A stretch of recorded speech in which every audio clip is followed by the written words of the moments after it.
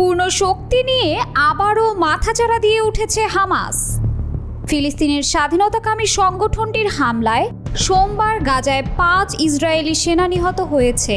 Israeli সেনাবাহিনীর বরাত দিয়ে সংবাদ সংস্থা এপির এক প্রতিবেদনে উঠে এসেছে এমন তথ্য। গাজার উত্তরের বেইত হানুনে ইসরায়েলের সামরিক অভিযানের সময় বিস্ফোরণ ও গুলিতে নিহত হয় এই 5 সেনা। বিষয়টি নিশ্চিত করেছে ইসরায়েলি সেনাবাহিনীও। এই হত্যাকাণ্ড এমন এক সময়ে ঘটল যখন ইসরায়েলের প্রধানমন্ত্রী বেনিয়ামিন নেতানিয়াহু যুক্তরাষ্ট্র সফরে রয়েছেন। যুক্তরাষ্ট্রের মধ্যস্থতায় যুদ্ধবিরতির একটি সম্ভাব্য খসড়া চুক্তি নিয়ে ওয়াশিংটনে আলোচনা করছেন তিনি। আবার হামাসও এই প্রস্তাবে ইতিবাচক সাড়া দিয়েছে। তবে যুদ্ধবিরতির আলোচনা চললেও গাজায় থেমে নেই ইসরায়েলি হামলা। ফিলিস্তিনের স্বাস্থ্য মন্ত্রণালয় জানিয়েছে সোমবার দিবাগত রাত থেকে আজ মঙ্গলবার ভোর পর্যন্ত ইসরায়েলের 2টি পৃথক হামলায় প্রাণ হারিয়েছেন আরও 18 ফিলিস্তিনি। নিহতদের মধ্যে নারী ও শিশুও রয়েছে বলে দাবি করেছে স্থানীয় স্বাস্থ্য কর্তৃপক্ষ। নাম প্রকাশ না করার শর্তে ইসরায়েলের একজন নিরাপত্তা কর্মকর্তা জানান, গাজার উত্তরের বেইত হানুন এলাকায় ইসরায়েলি সেনারা যখন অভিযান চালাচ্ছিলেন তখন তাদের লক্ষ্য করে বিস্ফোরণ ঘটানো হয়। একই সঙ্গে চালানো হয় গুলিবর্ষণও। এটি পূর্ব পরিকল্পিত ফাঁদ হতে পারে বলে ধারণা করছেন বিশ্লেষকরা। ওই হামলায় আরও 2 সেনা গুরুতর আহত হয়েছেন বলে জানায় ইসরায়েলি সামরিক বাহিনী। গাজা যুদ্ধের শুরু থেকেই বেইত হানুন অঞ্চলটি ইসরায়েলি বাহিনীর মূল অভিযান এলাকাগুলোর একটি হিসেবে বিবেচিত। হামাস যোদ্ধাদের পুনর্গঠিত হওয়া ঠেকাতে এখানে বহু অভিযান চালিয়েছে ইসরায়েল। এ নিয়ে গাজা যুদ্ধে ইসরায়েলি সেনা নিহতের সংখ্যা দাঁড়ালো 888 জনে। মাত্র 2 সপ্তাহ আগেও গাজার এক বিস্ফোরণে 7 সেনা নিহত হন। ওই সময় হামাসের যোদ্ধারা একটি সাজোয়া যানে আগেই বোমা পেতে রেখেছিল বলে দাবি করে ইসরায়েল। সেনা নিহতের ঘটনার পর এক বিবৃতিতে শোক প্রকাশ করেছেন ইসরায়েলের প্রধানমন্ত্রী বেনিয়ামিন নেতানিয়াহু। তিনি বলেন, এই সাহসী সেনারা হামাসকে পরাজিত করার এবং জিম্মিদের মুক্ত করার লক্ষ্যে নিজেদের জীবন উৎসর্গ করেছেন। আমরা তাদের আত্মত্যাগ কখনোই ভুলব না। বিশ্লেষকরা বলছেন, সেনা হতাহতের এই ধারা যুদ্ধবিরতি আলোচনার উপর চাপ সৃষ্টি করতে পারে। গাজা উপত্যকায় চলমান অভিযান, আন্তর্জাতিক কূটনীতি এবং মানবিক বিপর্যয়ের মধ্যে গাজা হামাস যুদ্ধ কোন দিকে এগোয় সেদিকে সারা বিশ্বের নজর। যুক্তরাষ্ট্রের প্রেসিডেন্ট ডোনাল্ড ট্রাম্প আবারও বাংলাদেশ সহ 14টি দেশের উপর নতুন করে শুল্ক আরোপের ঘোষণা দিয়েছেন।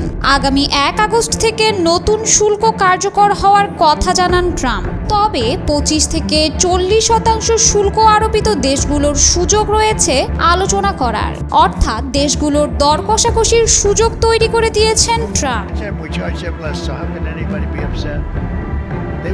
গত সোমবার থেকে বিভিন্ন দেশের সরকার প্রধানদেরকে চিঠি দিয়ে নতুন হারে শুল্ক আরোপের কথা জানাতে শুরু করেন ট্রাম্প। এখন পর্যন্ত জাপান, দক্ষিণ কোরিয়া, বাংলাদেশ, সার্বিয়া, থাইল্যান্ড ও তিউনিশিয়ার মতো রপ্তানিকারক দেশ সহ মোট 14টি দেশকে চিঠি পাঠানো হয়েছে বলে জানায় আল জাজিরা। এসব চিঠিতে ভবিষ্যৎ আলোচনার সুযোগের ইঙ্গিত দেওয়া হলেও একই সঙ্গে পাল্টা শুল্ক আরোপ করা হলে একই রকম জবাব দেওয়া হবে বলে হুঁশিয়ার করা হয়েছে। ট্রাম্প জানিয়েছেন, আগামী 1 আগস্ট থেকে এসব দেশের আমদানিকৃত পণ্যের ওপর নতুন হারে শুল্ক কার্যকর হবে। জাপান ও দক্ষিণ কোরিয়ার পণ্যে 25%, বাংলাদেশের পণ্যে 35%, ইন্দোনেশিয়ায় 32% এবং থাইল্যান্ডে 36% পর্যন্ত শুল্ক আরোপের চিঠি দেওয়া হয়েছে। এর আগে গত ২ এপ্রিল ট্রাম্প লিবারেশন ডে ঘোষণা করে একই ধরনের শুল্ক আরোপের হুমকি দিয়েছিলেন। তবে বিশ্ববাজারে অস্থিরতা দেখা দিলে তিনি ৯০ দিনের জন্য তা স্থগিত করেন। এবার সেই সময়সীমা শেষ হওয়ার আগেই আবারও নতুন করে চিঠি পাঠিয়ে শুল্ক আরোপের সিদ্ধান্ত জানালেন তিনি। যদিও ট্রাম্প কঠোর অবস্থান নিয়েছেন, তারপরও আলোচনার সম্ভাবনা একেবারে নাকচ করেননি। ইসরায়েলের প্রধানমন্ত্রী নেতানিয়াহুর সঙ্গে নৈশভোজে সাংবাদিকদের প্রশ্নে তিনি বলেন, আমি বলবো সময়সীমাটি চূড়ান্ত, তবে শতভাগ নয়। তিনি আরও বলেন, তারা যদি ভিন্ন কোনো প্রস্তাব দেয় এবং তা আমার পছন্দ হয় তাহলে আমরা সেটাই করব। এই ঘোষণার পর যুক্তরাষ্ট্রের শেয়ার বাজার বড়সড় ধাক্কার মুখে পড়েছে। নাসডাক সূচক 0.9% এবং S&P 500 সূচক 0.8% হ্রাস পেয়েছে।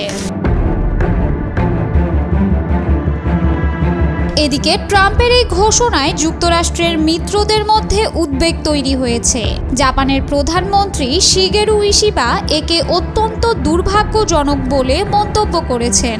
দক্ষিণ কোরিয়ার জাতীয় নিরাপত্তা উপদেষ্টা ওয়াশিংটনে মার্কিন প্রতিপক্ষের সঙ্গে বৈঠক করে আলোচনার মাধ্যমে উভয়ের জন্য লাভজনক সমাধান খুঁজে পাওয়ার আশা প্রকাশ করেছেন। বিশ্লেষকেরাও ট্রাম্পের এমন পদক্ষেপ নিয়ে শঙ্কা প্রকাশ করেছেন। এশিয়া সোসাইটি পলিসি ইনস্টিটিউটের ভাইস প্রেসিডেন্ট ওয়েন্ডি কাটলার বলেন, জাপান ও দক্ষিণ কোরিয়া যুক্তরাষ্ট্রের ঘনিষ্ঠ অর্থনৈতিক অংশীদার। তারা বিগত বছরগুলোতে যুক্তরাষ্ট্রে বড় অঙ্কের বিনিয়োগ করেছে। এখন এই ধরনের বার্তা দেওয়া বিপজ্জনক সংকেত। তবে মার্কিন ট্রেজারি সেক্রেটারি স্কট বেসেন্ট জানিয়েছেন, আগামী ৪৮ ঘন্টার মধ্যেই তারা বেশ কিছু ঘোষণা দিতে চলেছেন। সব মিলিয়ে ট্রাম্পের এই নতুন ঘোষণায় আলোচনার একটি ক্ষীণ সম্ভাবনা তৈরি হলেও বৈশ্বিক বাণিজ্যে বড় ধরনের অনিশ্চয়তা দেখা দিয়েছে। আর বাংলাদেশের মতো রপ্তানি নির্ভর অর্থনীতির জন্য ৩৫% শুল্ক নিঃসন্দেহে একটি বড় ধাক্কা। তবে দর কষাকষির সুযোগ কিছুটা আশার আলো দেখাতে পারে।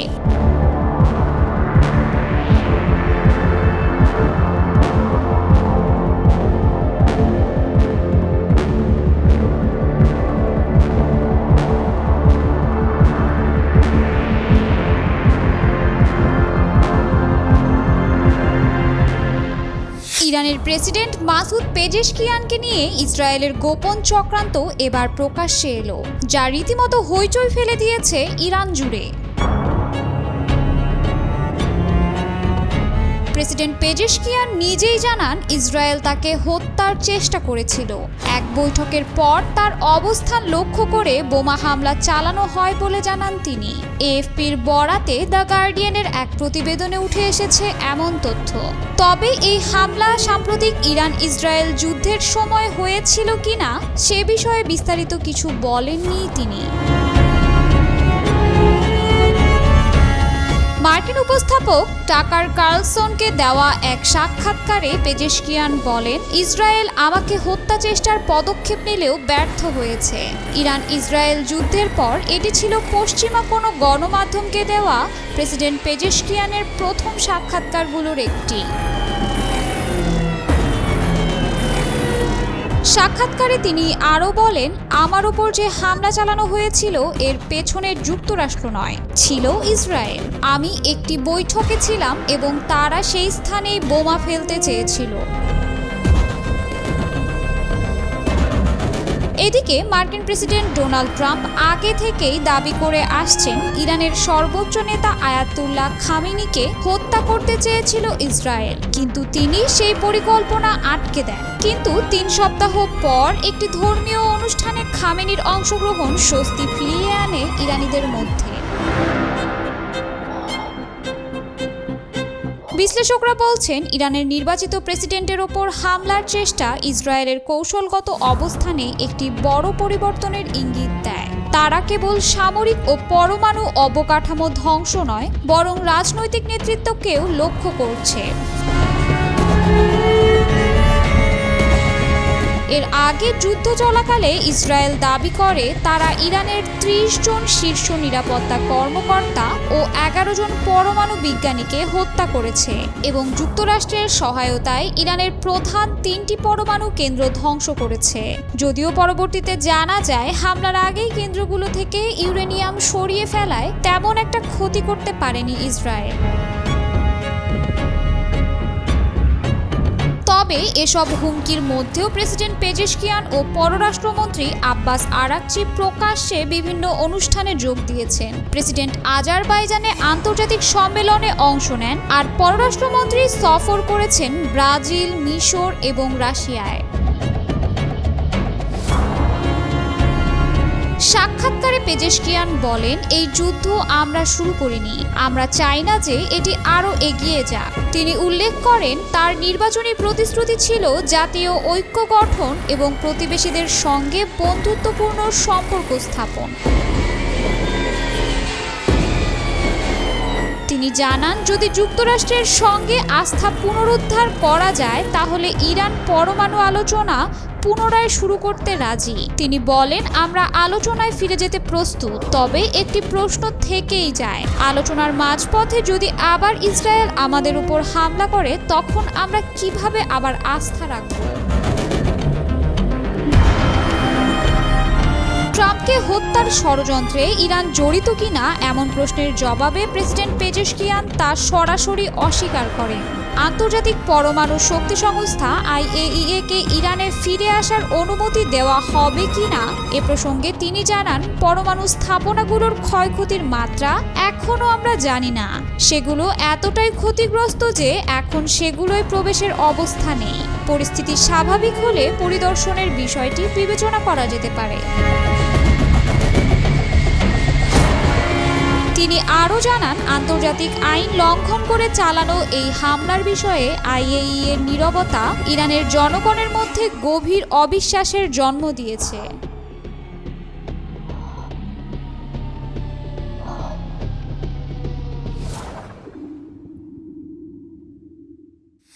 গাজার যুদ্ধবিরতির আলোচনায় নতুন সমাধান নিয়ে এসেছে যুক্তরাষ্ট্র ও ইসরায়েল। গাজা থেকে ফিলিস্তিনিদের জোরপূর্বক অন্য দেশে সরিয়ে নেয়ার মাধ্যমে গাজা ইস্যুর সমাধান করতে চান ইসরায়েলি প্রধানমন্ত্রী বেনিয়ামিন নেতানিয়াহু ও যুক্তরাষ্ট্রের প্রেসিডেন্ট ডোনাল্ড ট্রাম্প। হোয়াইট হাউসে অনুষ্ঠিত এক বৈঠকে এ নিয়ে আলোচনা করেন তারা। সংবাদ মাধ্যম আল জাজিরার প্রতিবেদনে উঠে এসেছে এমন তথ্য। সোমবার রাতের হোয়াইট হাউসের ব্লু রুমে এক বৈঠকে একটি নৈশভোজে অংশ নেন দুই নেতা। বৈঠকটি এমন সময় অনুষ্ঠিত হলো যখন কাতারে ইসরায়েল ও হামাসের মধ্যে যুক্তরাষ্ট্র সমর্থিত 60 দিনের যুদ্ধবিরতির একটি প্রস্তাব নিয়ে পরোক্ষ আলোচনা চলছে। বলা হচ্ছে আলোচনায় কিছুটা অগ্রগতি দেখা যাচ্ছে। বৈঠকের পর উপস্থিত সাংবাদিকদের সঙ্গে কথা বলেন ইসরায়েলের প্রধানমন্ত্রী বেনিয়ামিন নেতানিয়াহু। তিনি বলেন, ফিলিস্তিনিদের ভালো ভবিষ্যৎ নিশ্চিত করতে একসঙ্গে কাজ করছে যুক্তরাষ্ট্র ও ইসরায়েল। তার ভাষ্য অনুযায়ী গাজার বাসিন্দারা চাইলে পার্শ্ববর্তী দেশগুলোতে চলে যেতে পারেন। নেতানিয়াহু বলেন, যদি কেউ গাজায় থাকতে চায় তারা থাকতে পারবে, তবে যদি কেউ চলে যেতে চায় তাহলে তাদের সেই স্বাধীনতা থাকা উচিত। গাজা যেন কারাগারে পরিণত না হয়, বরং এটি একটি মুক্ত স্থান হওয়া উচিত যেখানে মানুষ নিজের পছন্দ মতো সিদ্ধান্ত নিতে পারবে। তিনি আরও জানান, তারা এমন কিছু দেশ খুঁজছেন যারা ফিলিস্তিনিদের জন্য উন্নত ভবিষ্যৎ গঠনে সহায়তা করতে আগ্রহী। নেতানিয়াহু বলেন, আমার বিশ্বাস আমরা এমন কয়েকটি দেশের কাছাকাছি পৌঁছে গেছি। তবে এই প্রস্তাব আন্তর্জাতিক অঙ্গনে ব্যাপক বিতর্ক তৈরি করেছে। বিশ্লেষকদের একাংশ একে জাতিগত নির্মূলের সূক্ষ্ম রূপ হিসেবে উল্লেখ করছেন। এখানের সংঘাতময় অঞ্চল থেকে বসতিদের উচ্ছেদ করে সেখানে নতুন শাসন কায়েমের চেষ্টা চলছে।